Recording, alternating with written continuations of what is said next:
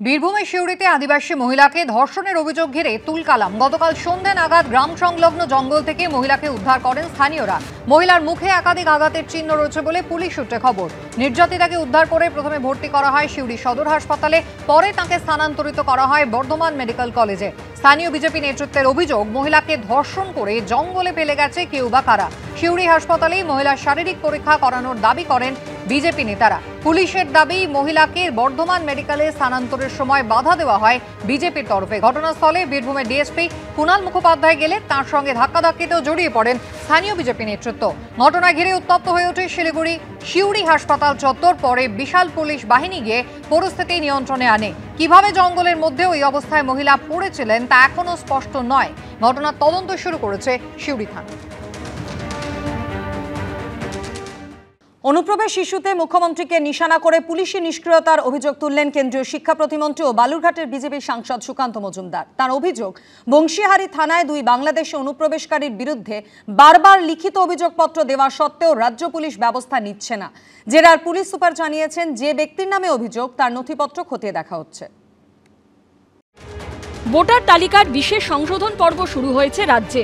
বড় হয়ে উঠছে অনুপ্রবেশকারী ইস্যু।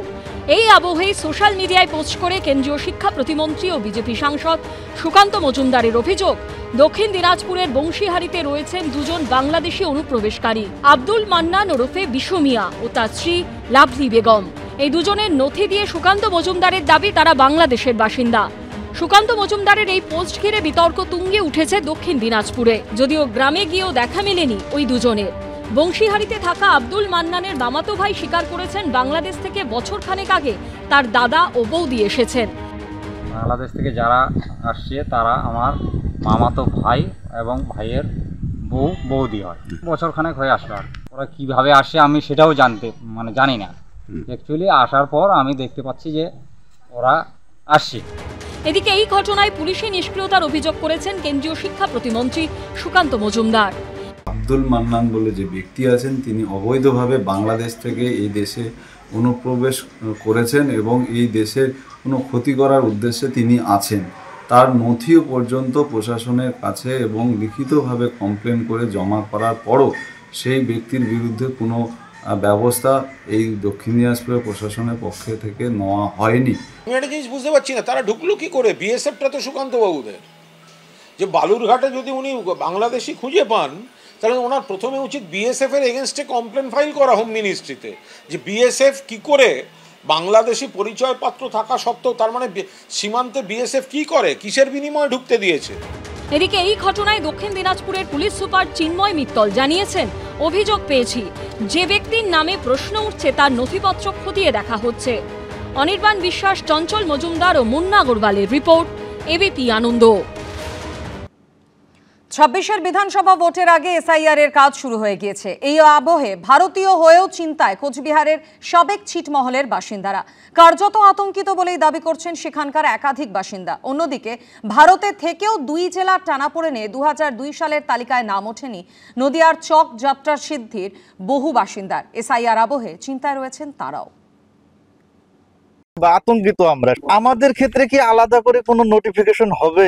নাগরিকত্ব হারানো ভয় আর কি, এই একটা মনে একটা আতঙ্ক আর কি।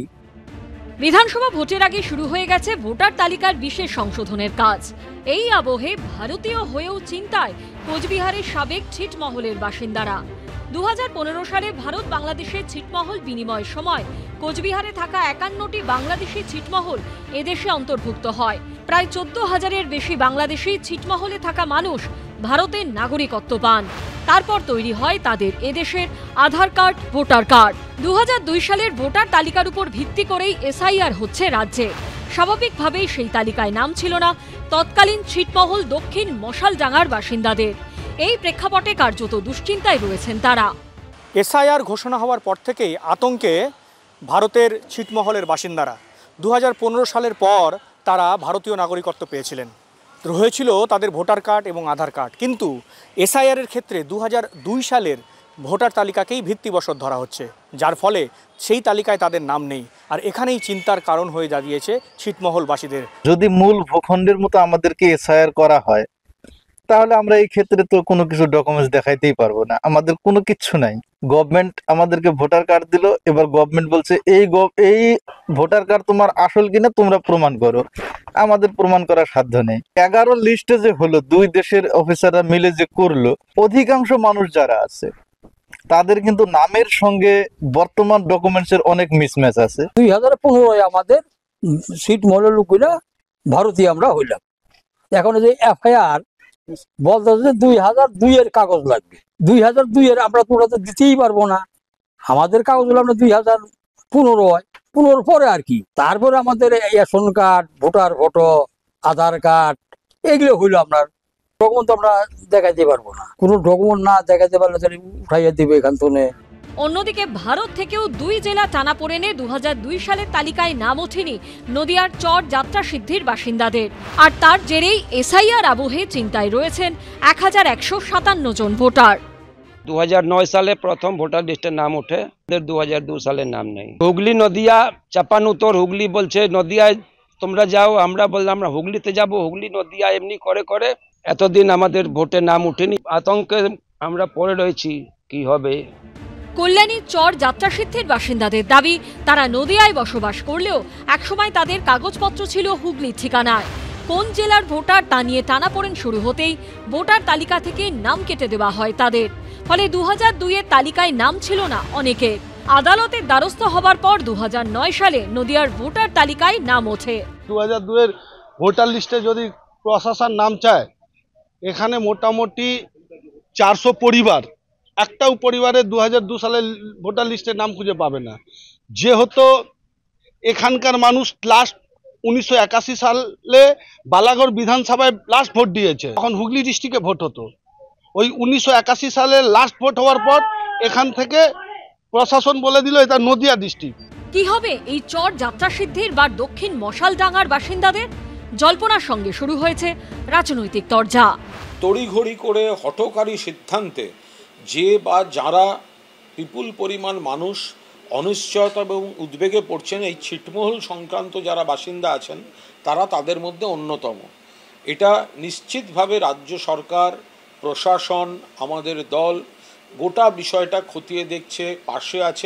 ছিটমহলবাসীদের ভারতীয় নাগরিকত্ব দিয়েছেন কেন্দ্রীয় সরকার। তৃণমূল কুমিরের কান্না কাঁদছে। যদি ছিটমহলবাসীকে ভোটাধিকার না দেওয়া হয় অথবা নাগরিকত্ব না দেওয়া হয়, কেন ছিটমহল বিনিময় হলো, এদের জন্য আমাদের কেন্দ্রীয় সরকার এবং প্রধানমন্ত্রী ভাবছেন। এসআইআর আবহে এই মানুষগুলোর চিন্তা কিছুতেই কমছে না। শুভেন্দু ভট্টাচার্য, সুজিত মণ্ডল ও সৌমিত্র রায়ের রিপোর্ট, এবিপি আনন্দ।